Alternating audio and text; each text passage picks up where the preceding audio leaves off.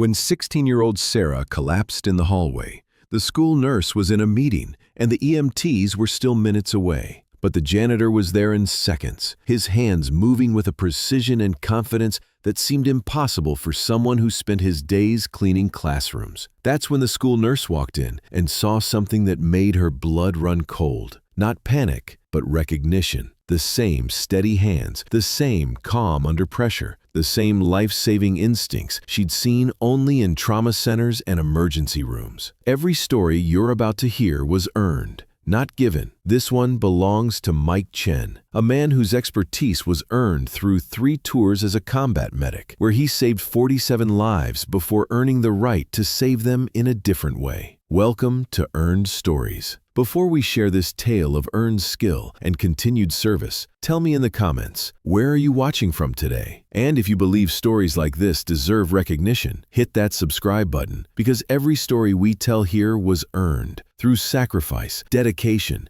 and the understanding that true service never really ends. Lincoln High School had seen 3 janitors come and go in the 5 years before Mike Chen arrived. The job wasn't easy. 1,200 students, aging building, tight budget, and the kind of daily chaos that comes with teenagers who see cleaning staff as invisible. But Mike had earned his place there through 8 years of showing up early, staying late, and treating every spill like it mattered. The students called him Mr. Mike when they acknowledged him at all. Most didn't. He was just part of the building's landscape, a quiet man in blue coveralls who pushed his cart through their world without disturbing their rhythm. They saw the mop, the bucket, the methodical way he cleaned their messes, but they never saw the man who'd earned his calm through experiences they couldn't imagine. Mike had earned his invisibility, and he preferred it that way. No questions about his past, no explanations about why his hands moved with surgical precision when he bandaged scraped knees, no discussions about why he always knew exactly where the first aid supplies were kept. Not just their location, but their expiration dates,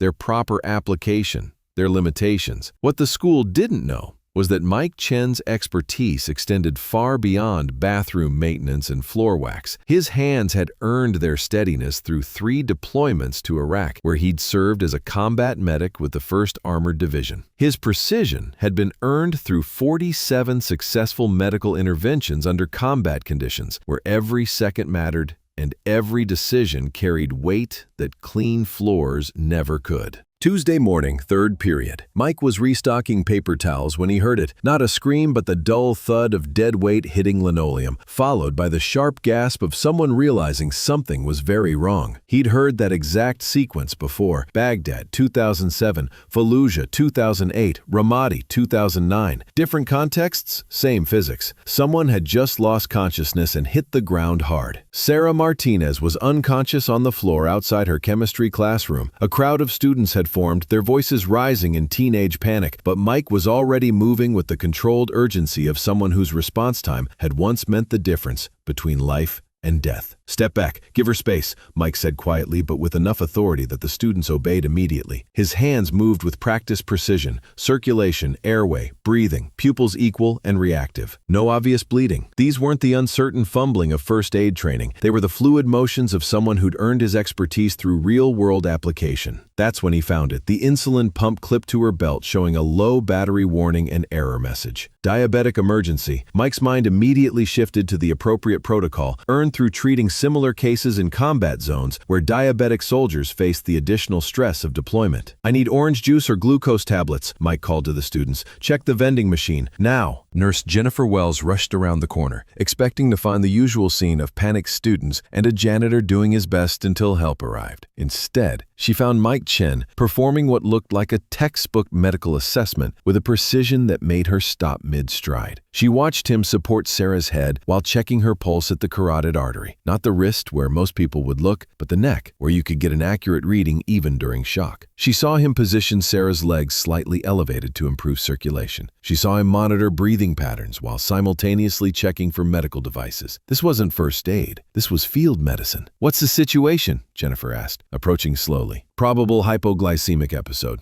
Mike replied without looking up. "Found an insulin pump with error messages. Pupils are reactive, pulse is strong but rapid. She's becoming more responsive. Need glucose replacement. Jennifer stared at him. She'd been a nurse for 15 years, worked emergency rooms, trauma centers. The terminology Mike was using, the assessment he was performing, the calm authority in his voice. This wasn't something you picked up from safety training videos. Mike helped Sarah into a sitting position as a student returned with orange juice. Easy, Sarah. Just a little at a time. You're going to be fine. Where did you learn to do this? Jennifer asked quietly. For the first time since the emergency began, Mike looked directly at her. She saw something in his eyes she recognized from her trauma center days, the calm that comes from having seen worse, done more, survived situations where competence was the only thing standing between people and permanent loss. Army, he said simply. Combat medic. 3 tours. The pieces clicked into place. The way Mike always seemed to know where medical supplies were kept. The automatic way he organized her office for maximum efficiency. The calm response to every medical emergency over his 8 years at the school. How many? She started to ask. 47, Mike replied, understanding the question. 47 soldiers whose medical emergencies I managed in combat zones. Sarah makes 48, but this one was easier. No incoming fire. After school, Jennifer found Mike in the supply closet, inventorying cleaning chemicals with the same methodical precision he'd brought to Sarah's medical emergency. 47 soldiers, Jennifer said. That's a lot of lives. Mike looked down at his hands that had earned their steadiness through experiences most people couldn't imagine. It was my job. Was it always successful? She asked gently. Mike was quiet for a long moment. No,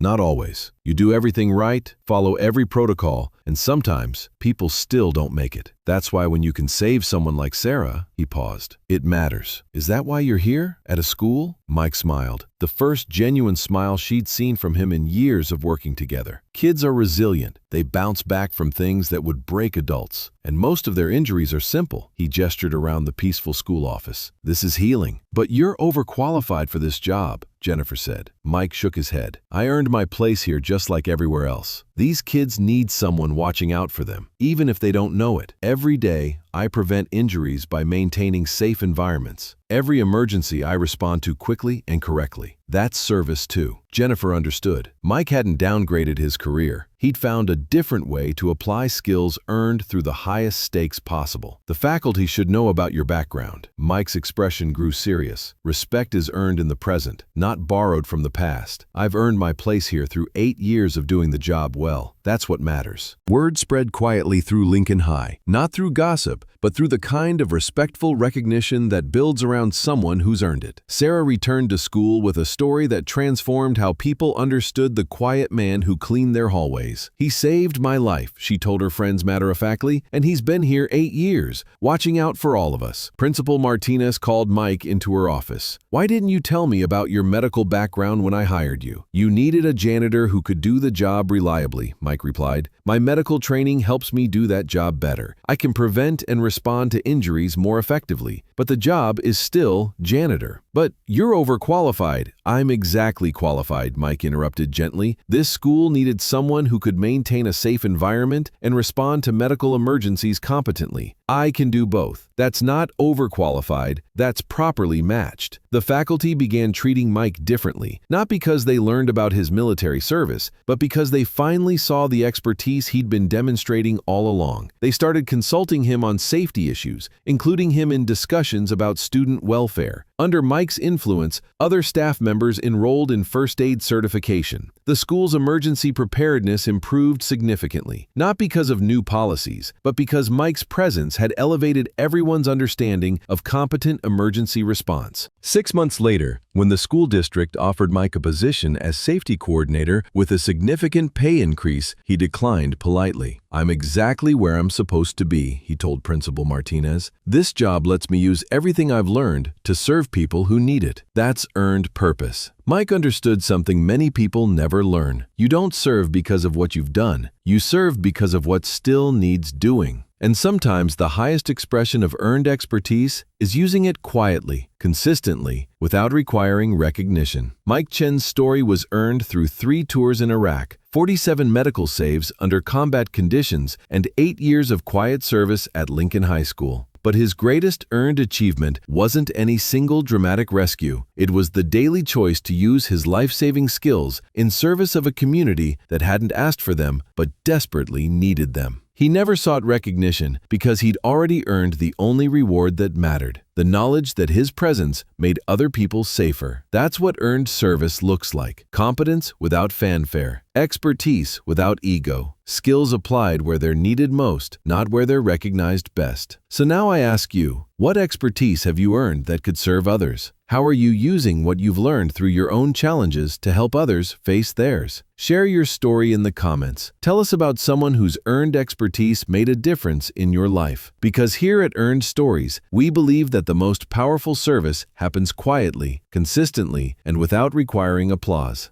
And sometimes, the greatest heroes are the ones who choose to save lives one emergency at a time, one student at a time, one moment of quiet competence at a time. Thank you for watching. Subscribe for more earned stories. And remember, every act of service, no matter how small it seems, was earned by someone who chose to care.